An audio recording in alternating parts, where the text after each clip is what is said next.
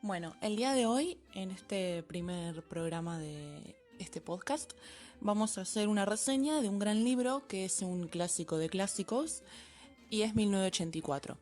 Este libro fue escrito por George Orwell y fue publicado en el año 1949. Esto es muy importante, ya que hay que tener en cuenta el contexto social que vivía Orwell, además de su historia personal, para entender por qué él nos plantea este futuro distópico. Para empezar, yo quiero hablar de las cosas que más me llaman la atención, que más me flasharon realmente de este libro. Por eso es que esto es reseñar libros para el ojete, porque realmente no es una reseña como tal, pero no me importa. Primero que nada voy a empezar hablando de que me resulta muy loco de cómo los personajes son conscientes de que viven en una mentira. Pero sin embargo no pueden ni siquiera pensar en esto porque los desaparecerían. Después, la idea de la limitación del lenguaje como medio no solo para quitar la libertad de expresión y así controlar a la sociedad, sino también como un medio para que las personas ni siquiera puedan tener un diccionario amplio para tener conversaciones entre ellos. Va un paso más allá de lo que es limitar la libertad de expresión, porque limita la comunicación, como si fuera la verdadera clave para dominar la creación del diccionario con las palabras reducidas, como por ejemplo el doble pensar, me resulta fascinante. Y no solo me resulta fascinante por la idea de estas palabras que crean, sino también porque justamente en este ejemplo la palabra doble pensar nos muestra cómo la gente sabe que está doble pensando, pero a su vez lo niega rotundamente porque es súper peligroso saberlo. Y esto va más allá todavía, cuando nos damos cuenta de que nosotros también como lectores aplicamos estas palabras. Porque es como que pareciera que son la única manera de expresar lo que está pasando en el libro. Orwell no solo limita acá a los personajes, sino que también nos busca limitar a nosotros como lectores. Esto entonces nos va a llevar a la siguiente cosa que me flasha, y es que Orwell nos obligó a leer el manual o el libro, ¿no? Depende de la traducción, porque seguramente si otra persona lo hubiese escrito, si otra persona hubiese escrito en 1984, el manual habría sido parte de diálogos, pasaría como algo medio anecdótico, ¿no? Como algo que te van contando los personajes. Y sin embargo, Orwell eligió escribir el puto manual y que nosotros lo tuviéramos que leer como si fuéramos parte de la resistencia, como si nosotros también estuviéramos leyendo algo que no tendríamos que estar leyendo. Nos hace parte del crimen pensar a nosotros también. Otra cosa es la limitación del poder y de todo lo que nos hace humanos libres para poder controlarnos. Esto me hace flashear porque si bien el partido tiene muchas herramientas para controlar a los miembros del partido, limitar el placer es la más difícil de todas. Es casi tan difícil como limitar el pensamiento. Lo que pasa es que el partido tiene dos ases bajo la manga. Uno es que todas las casas, las calles, los ministerios, todo en ese puto lugar está controlado por pantallas y por el gran hermano que todo lo ve, es omnipresente. Orwell medio que nos tira que ni siquiera es real, es medio un personaje de propaganda, pero bueno, todo lo ve. Así todo, parece como muy difícil controlar ciertas acciones que son muy naturales en los humanos.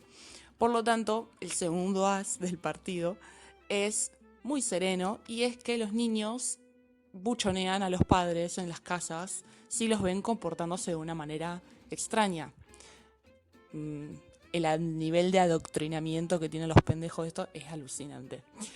Me resulta muy loco también que para controlar la sociedad buscan todo el tiempo la negación del pasado, de la historia, que todo el tiempo la estén cambiando a conveniencia del partido, que los miembros, que son las mismas personas que cambian la historia, que tiran los textos, que los trituran, que los desaparecen en toda evidencia, ellos mismos se crean los cambios, se los creen. El doble pensar es súper eficiente, realmente. Me copa mucho el cambio en las divisiones políticas del mundo, que Orwell nos plantee este mundo con diferentes continentes, donde pertenecen diferentes países a los que estamos acostumbrados, como por ejemplo Reino Unido pertenece a Oceanía. Europa no existe más, existe Eurasia.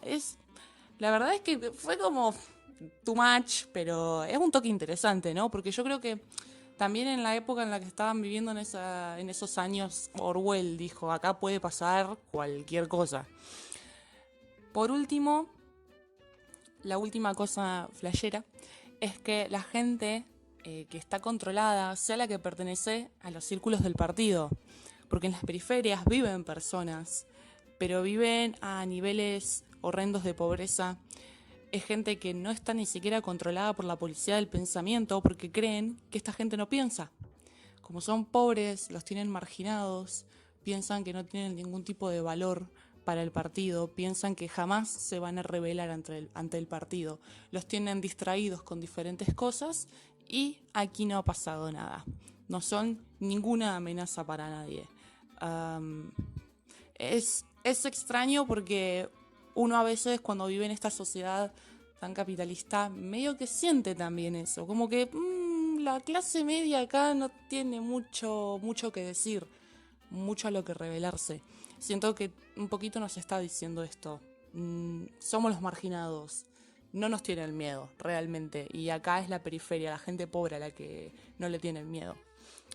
Para terminar este programa, está bueno pensar que Orwell escribió este libro luego de la Segunda Guerra Mundial y que dentro de todo lo que él imagina y plantea en este mundo futuro y distópico es un panorama que para la época era bastante imaginable. Dudo que Orwell haya sido el único en imaginar un mundo extremadamente autoritario, donde la gente desaparezca sin dejar ni siquiera marca de su existencia.